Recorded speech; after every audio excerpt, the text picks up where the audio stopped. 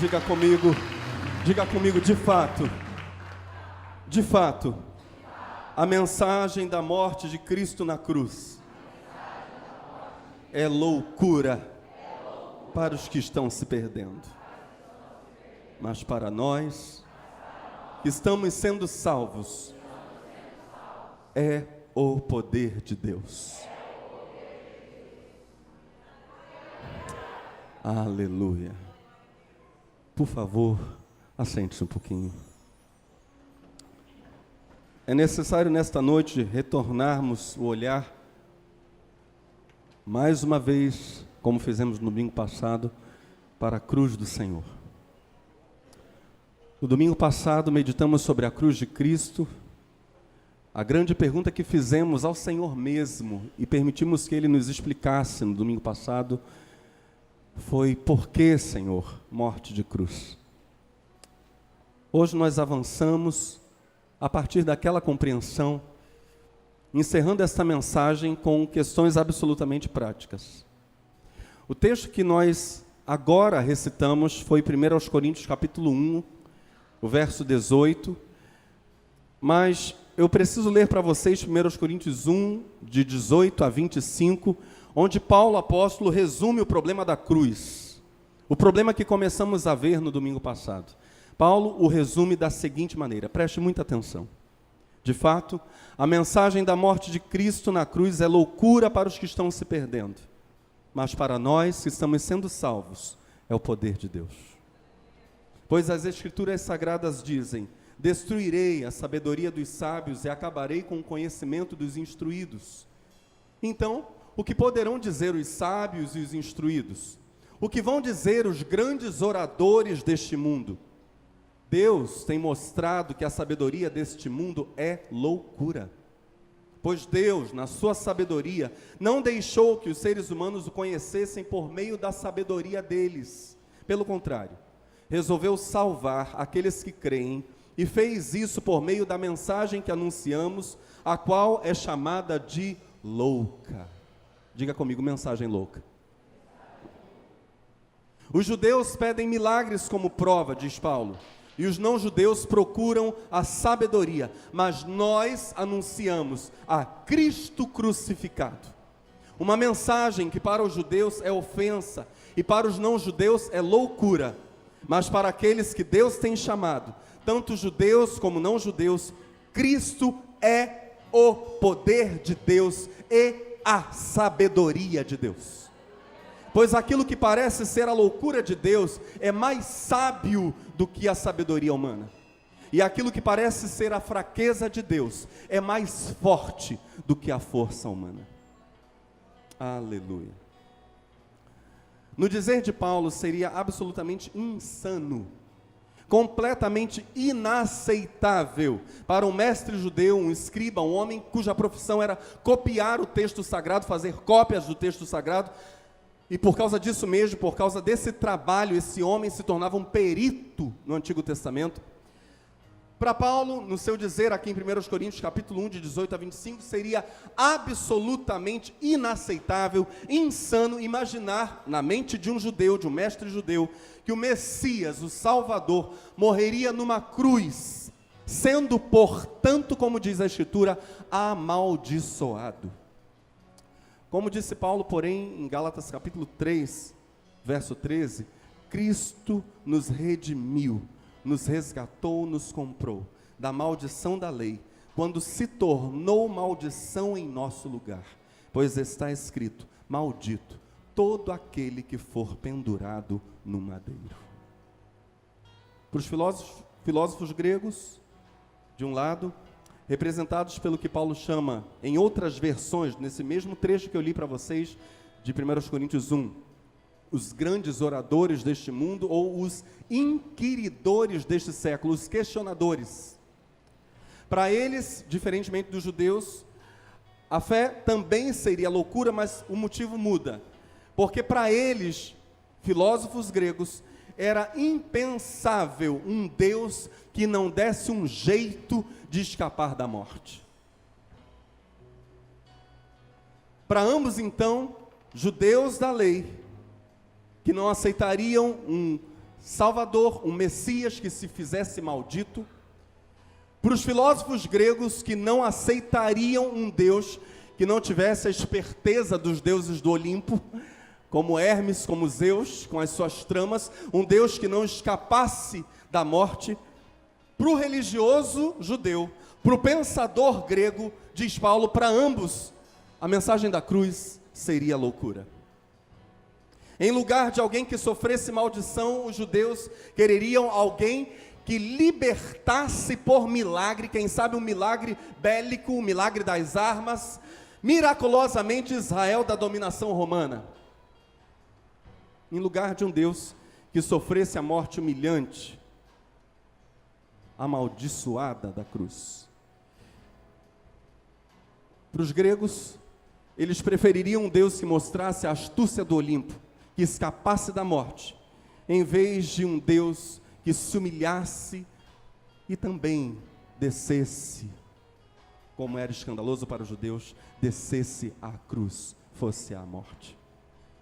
A altivez nem religiosa, nem filosófica, diz Paulo, a altivez nem religiosa, nem filosófica é caminho para Deus. Somente a mensagem louca da cruz. Nenhuma altivez se aproxima de Deus.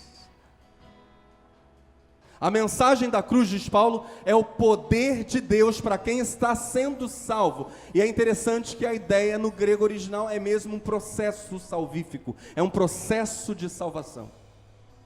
Para aqueles que estão no caminho da salvação, ou seja, Paulo está dizendo para nós o que Jesus já tinha dito, que a salvação é um caminho, não é um passo. Para esses, a cruz é a marca de redenção. A cruz é onde Cristo, na verdade, diz Paulo, Cristo sempre esteve, em toda a sua encarnação. É de onde Cristo talvez só saiu na ressurreição.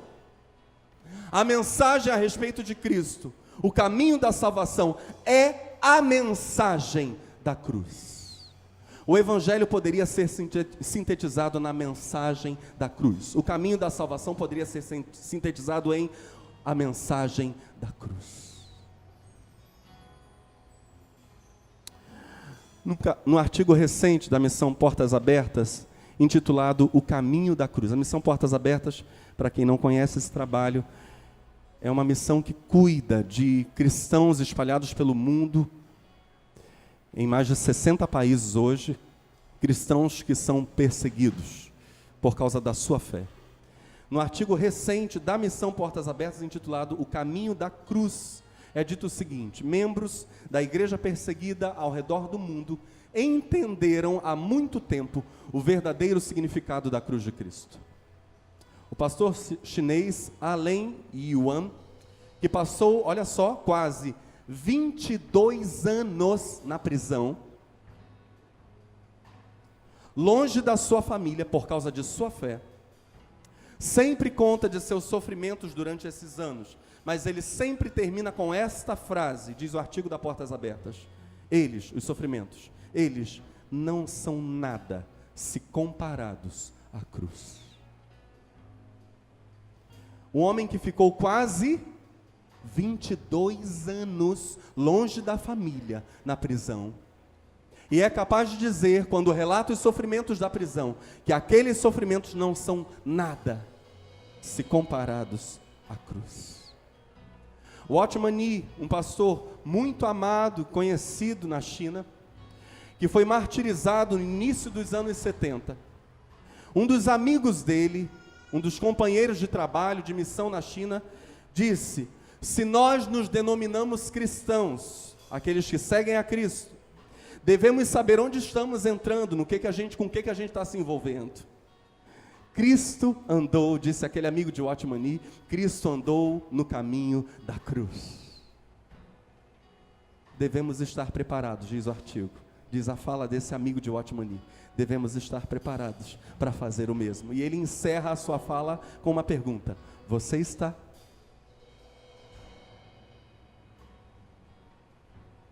A mensagem de Cristo é a mensagem da cruz. Como disse o amigo de Watchman Nee, Cristo andou no caminho da cruz, o que significa que Cristo e sua cruz, olha só, não nos falam apenas do evento da morte. Cristo e cruz não falam apenas de morte, porque Cristo andou no caminho da cruz. Cristo e cruz falam para nós de uma maneira de viver. Necessariamente isso não fala para nós de morte, de martírio, de dar a vida por causa da fé em Cristo, mas de um viver de cruz.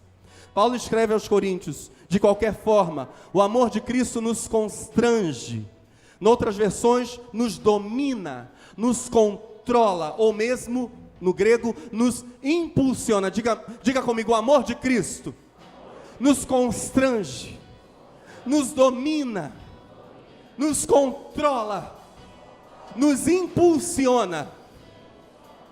E Paulo prossegue dizendo: porque cremos que Ele morreu por todos, também cremos que todos morreram.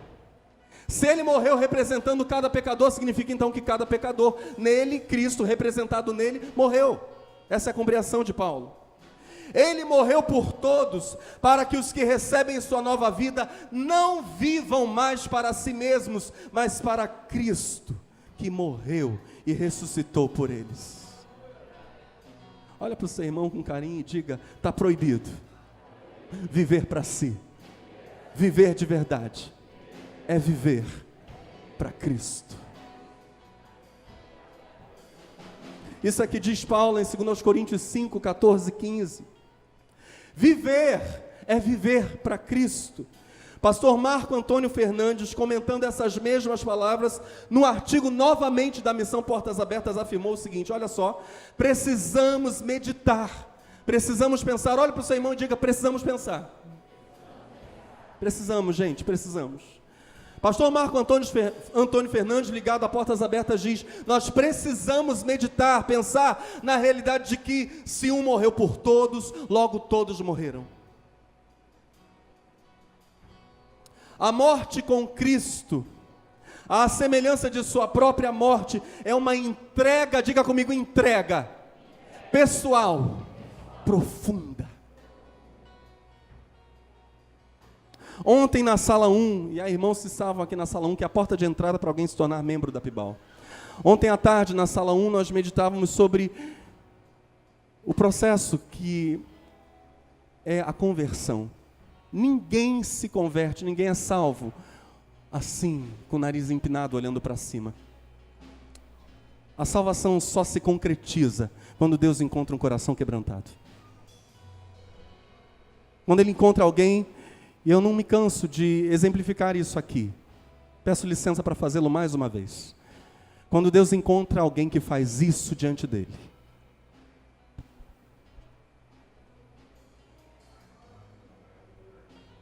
abriu-se a porta da salvação. Um coração quebrado. Alguém que diz: eu sou pequeno e tu és grandíssimo, Deus. Tu és grandíssimo, tu és exaltado. Essa entrega, diz Marco Antônio Fernandes, tem de se dar em níveis cada vez mais profundos. Morrer com Cristo é uma doação total de si. É uma profunda entrega a Deus, de todo o nosso ser, nosso fazer, nosso pensar. É uma entrega da existência, é uma entrega de nossos apegos, é uma entrega que desafia toda a nossa cultura, que é uma cultura absolutamente possessiva, materialista e vã. Viver para a maior glória de Cristo, Cristo da cruz. Viver para amar a Deus e aos homens é o chamado que a própria cruz de Cristo faz para cada um de nós. Essa loucura do Cristo da cruz, dessa maneira de viver que tem no amor a Deus, no amor pelo próximo, o seu propósito de existência. Isso fica muito evidente, queridos, na tentação de Jesus no deserto. Eu quero ir com vocês agora para o final daqueles 40 dias em que Jesus está sendo tentado no deserto. A Bíblia diz que ele fica 40 dias e 40 noites, pelo menos sem comer. Porque os evangelhos vão afirmar, depois dos quais, desses 40 dias e 40 noites, Jesus teve fome.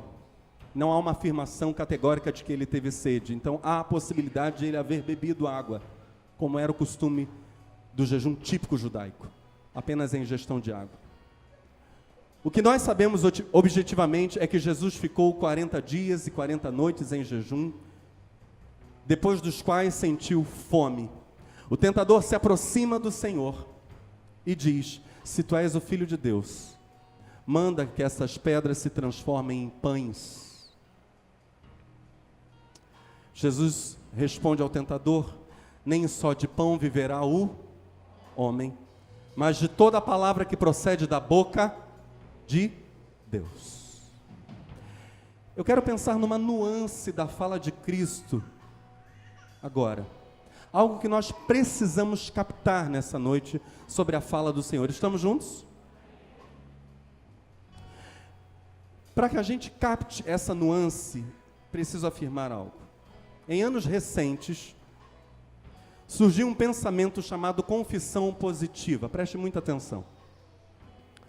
A confissão positiva criou uma distinção entre dois termos gregos que, na verdade, não possuem entre si essa tal distinção. Esses dois termos gregos, usados pela confissão positiva, para se sustentar algo que daqui a pouco eu vou dizer o que é, são logos e rema. Logos, diz a confissão positiva, seria a palavra geral de Deus. Rema seria a palavra específica de Deus, a revelação de Deus para uma ocasião específica.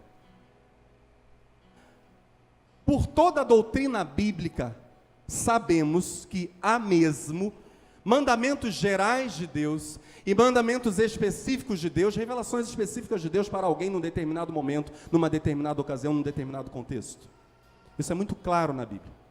Entretanto, o escorrego ou o equívoco da confissão positiva é buscar isso nesses dois termos gregos, porque neles essa distinção não existe. No grego, rema e logos são essencialmente a mesma coisa, palavra. Dr. Russell Shedd, um teólogo recentemente falecido e uma das maiores autoridades do Novo Testamento no contexto brasileiro, por exemplo, poderiam ser citados outros sérios estudiosos da Bíblia, inclusive do grego, mas eu fico com o Russell Shedd, que afirmou, por exemplo, que Pedro, apóstolo, não faz distinção desses termos, claramente isso lendo o grego, a primeira carta de Pedro, capítulo 1, versos 23 a 25. Sendo de novo gerados, diz Pedro, não de semente corruptível, mas da incorruptível, pela palavra logos de Deus, é o que Pedro usa no original, logos. Volto à leitura. Sendo de novo gerados, não de semente corruptível, mas da incorruptível, pela palavra de Deus, viva, que permanece para sempre. Porque toda a carne é como a erva, e toda a glória do homem como a flor da erva. Secou-se a erva e caiu a sua flor, mas a palavra do Senhor, rema, permanece para sempre. E esta é a palavra, rema, que entre vós foi evangelizada. Palavra do Senhor, dada, entrega aos homens, seja rema, seja logos. Isso posto, sobre rema e logos, nós podemos agora ver uma nuance da fala de Jesus na tentação no deserto. Em Mateus capítulo 4, verso 4, Jesus responde: as escrituras sagradas afirmam, e eu peço que você repita comigo essa afirmação do Senhor. Diga: o ser humano não vive só de pão, mas vive de tudo o que Deus diz. No dizer de Jesus, há uma dimensão da vida que se sustenta por meio de alimento, por meio de pão. Mas há uma dimensão da vida que se sustenta do que Deus diz. A pergunta que nós precisamos fazer e captar então essa nuance da fala do Senhor é: qual é a maior afirmação de Deus ao mundo? Qual é a sua maior palavra?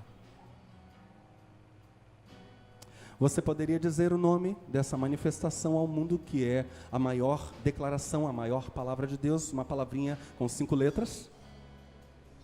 Jesus. Apocalipse 19, 13, falando do próprio Senhor Jesus, diz, e isso é uma resposta para nós: e estava vestido de uma veste salpicada de sangue, e o nome pelo qual se chama é a Palavra de Deus. Jesus é a Palavra de Deus. Ou seja, há algo de misterioso nessa resposta de Jesus ao tentador no deserto. As Escrituras Sagradas afirmam: o ser humano não vive só de pão, mas vive de toda a palavra que procede da boca de Deus.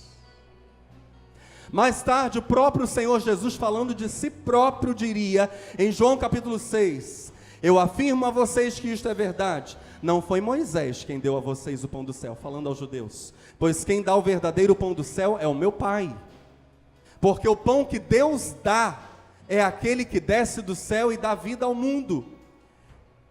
Queremos que o Senhor nos dê sempre desse pão, pediram eles. Jesus respondeu: eu sou o pão da vida. Quem vem a mim nunca mais terá fome, e quem crê em mim nunca mais terá sede. A nuance da fala de Jesus para o tentador, eu gostaria que você prestasse muita atenção e guardasse isso para o resto da vida, é a seguinte: olha, Satanás, você não sabe, não me lance, não me envie aos pães, eu sou o pão do céu, vivo a partir do meu Pai, e os homens viverão a partir de mim.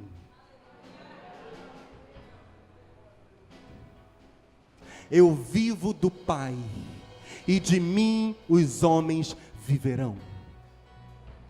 A questão aqui não é pão.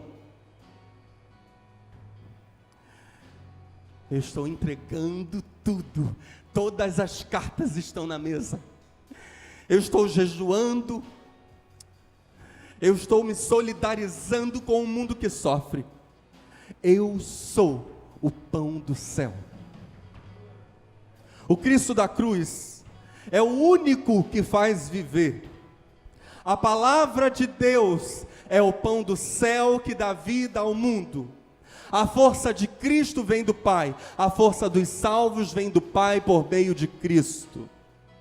Só vive de fato quem se inspira para viver em Cristo. Eu vou repetir isso. Só vive quem se inspira em Cristo. Ele é a palavra que dá a verdadeira vida, porque Ele é a palavra que não busca o seu próprio bem. Ele jejua em favor do mundo, Ele assume as fomes do mundo, Ele assume as dores do mundo, e é o pão da vida para o mundo. A pergunta que nós precisamos fazer, depois de captar essa nuance da fala de Jesus no deserto, é a seguinte: e nós? O que nós somos em Cristo? Temos aqui alguém que está em Cristo Jesus? Alguém que se inspire em Jesus para viver? E diz: mestre, eu quero te seguir. Eu quero manifestar tua vida onde quer que eu vá. Se vivermos unidos a Cristo, o Cristo da cruz, o pão que dá vida, o que nós seremos? Paulo nos choca com a resposta. Algo que nós celebramos a cada ceia do Senhor, pelo menos. Paulo vai dizer: vocês serão também pão dando vida. pão sem fermento. Se estiverem ligados ao Cristo da cruz, vocês serão pão. Meu bem, eu sou um pão.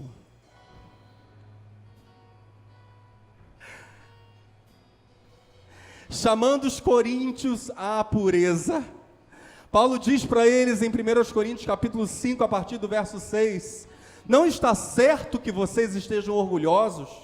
Vocês conhecem aquele ditado, um pouco de fermento fermenta toda a massa. Joguem fora o velho fermento do pecado, para ficarem completamente puros. Aí vocês serão como massa nova e sem fermento, como vocês de fato já são. É claro que não somos uma massa crua. Paulo está falando da composição dessa massa, do que é feito esse pão. Diga comigo, pão sem fermento. Porque a nossa festa da Páscoa está pronta, diz Paulo. Agora que Cristo, nosso Cordeiro da Páscoa, já foi oferecido em sacrifício, então vamos comemorar a nossa Páscoa. Não com pão que leva fermento, ou seja, nós mesmos vivendo no pecado, diria Paulo. Não, o fermento velho do pecado, ele explica, o fermento velho do pecado e da imoralidade, mas com o pão sem fermento, o pão da pureza e da verdade. Celebremos a Páscoa. Unidos a Cristo, somos seu corpo, somos pão sem fermento, levando sua vida, somos pão sem fermento, levando a vida de Cristo ao mundo com fome.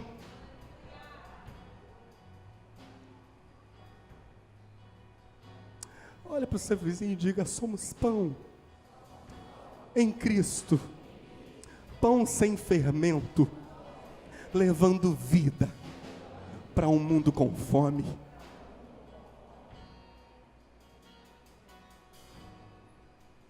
A vida de Deus. Oh.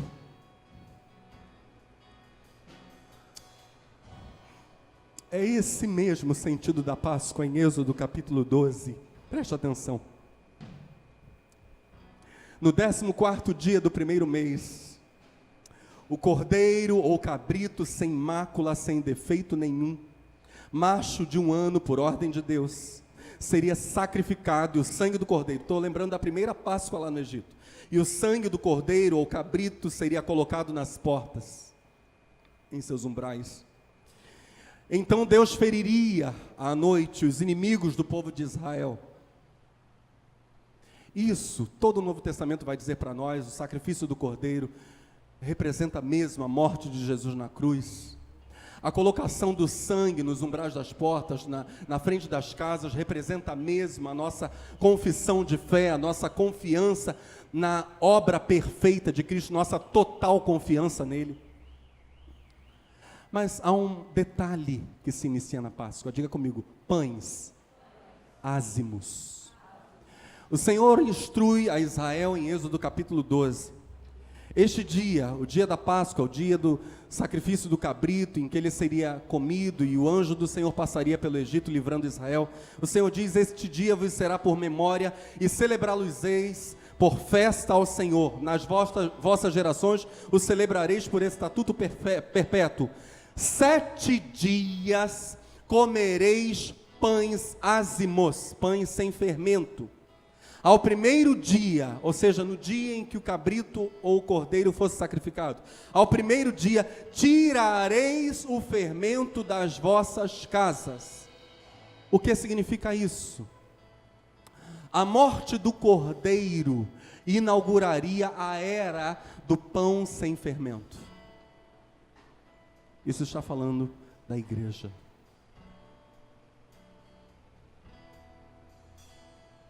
A festa dos pães ázimos, que começava no dia do sacrifício do animal, do cordeiro. 7 dias de pães sem fermentos diz algo. Por causa da morte do cordeiro, o fermento foi superado. O fermento foi eliminado. No dizer do Novo Testamento, o pecado foi vencido. É a era dos libertos, é a era dos perdoados, é a era do pão sem fermento, é a era da igreja, inaugurada no sacrifício do Cordeiro. Eu quero finalizar olhando para a cruz de Cristo, entendendo que nós somos esse pão sem fermento, unidos a Cristo, para dar vida ao mundo. Eu quero finalizar com instruções muito práticas. No domingo passado foi dito pelo Espírito Santo a nós, que todo o Antigo Testamento deve ser reinterpretado à luz da maneira como Cristo viveu, ou como Cristo o interpretou. Paulo nos dá algumas instruções muito práticas a esse respeito. Em Efésios capítulo 4, Paulo vai tomar como ponto de partida a pessoa de Cristo, o caráter de Cristo. A partir do verso 17. Preste muita atenção, é o último texto da mensagem. Assim, eu lhes digo com a autoridade do Senhor, não vivam mais como gentios, levados por pensamentos vazios e inúteis. A mente deles está mergulhada na escuridão. Andam sem rumo, alienados da vida que Deus dá, pois são ignorantes e endureceram o coração para Ele. Tornaram-se insensíveis, vivem em função dos prazeres sensuais, dos sentidos. Aqui não é necessariamente ligado à sexualidade, também, mas é aquilo que está ligado aos 5 sentidos. Vivem em função dos prazeres sensuais e praticam avidamente toda espécie de impureza. Mas não foi isso que vocês aprenderam de Cristo. Olha o que Paulo diz.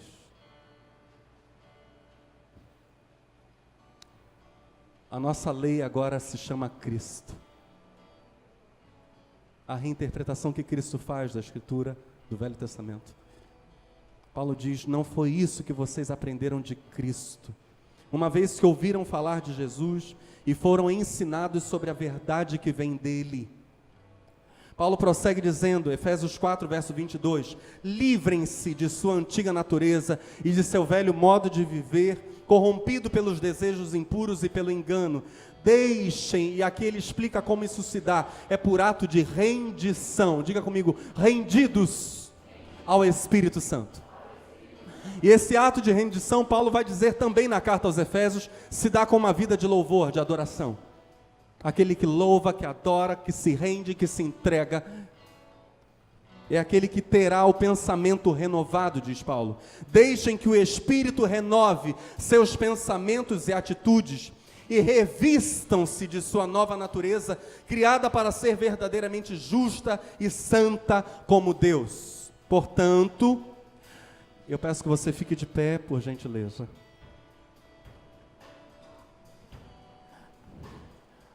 Nós vamos colocar isso na primeira pessoa do plural, aplicando essas verdades às nossas vidas. Olhando para o Cristo da cruz, nos dispomos a ser pão para o mundo, unidos a Cristo, pão sem fermento.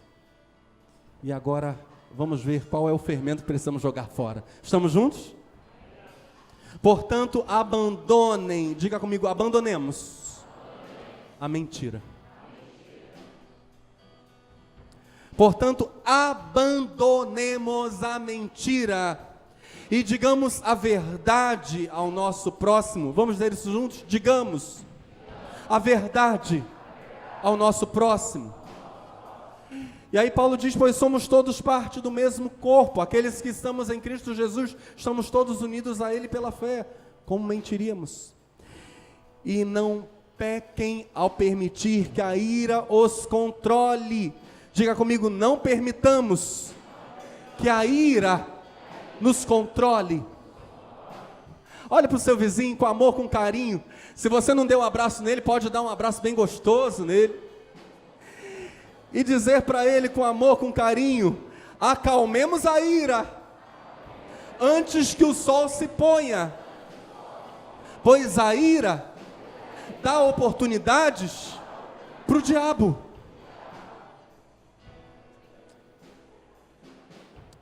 Paulo prossegue dizendo, quem é ladrão, Pare de roubar. Pesado uma pessoa dizer isso para a igreja, né, meus irmãos? Tem algum ladrão aí? Paulo diz, se tem, para.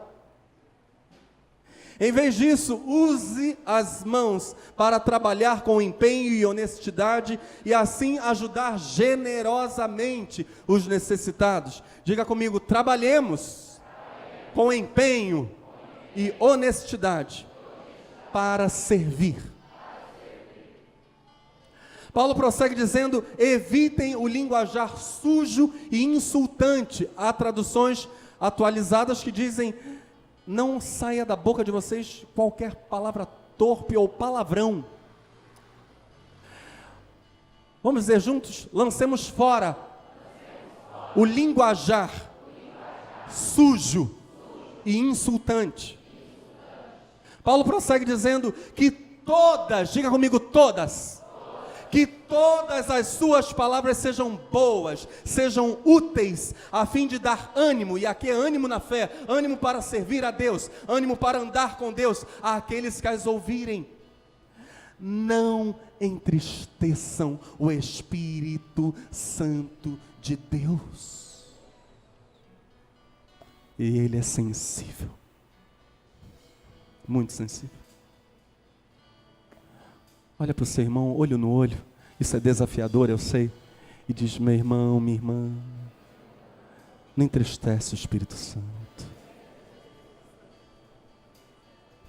Faz isso não. Pessoas que ouvem a palavra, são endurecidas, são resistentes, para com isso, faz isso não. Faz isso não. Vai para o pó. Deixa Deus ser Senhor. Não entristeçam o Espírito Santo, o selo que Ele, Deus, colocou sobre vocês, para o dia em que nos resgatará como sua propriedade. Ele é a garantia de que quando Cristo voltar, nós seremos arrancados. Aleluia, é o rapto. Livrem-se de toda amargura, raiva, ira, das palavras ásperas, da calúnia, todo tipo de maldade. Vamos falar isso juntos? Nenhuma amargura, mágoa, raiva, ira, palavra dura, calúnia, maldade. Isso não. Aquele prazer em falar mal da vida dos outros, para com isso. Pecado tão comum, né? Pecado da maledicência. Isso faz com que o ego humano se sinta superior aos outros. É uma forma de idolatria. Joga isso fora. Em vez disso, sejam bondosos e tenham compaixão uns dos outros. Você pode dar um abraço no seu irmão e dizer para ele, abraçadinho, bondade e compaixão.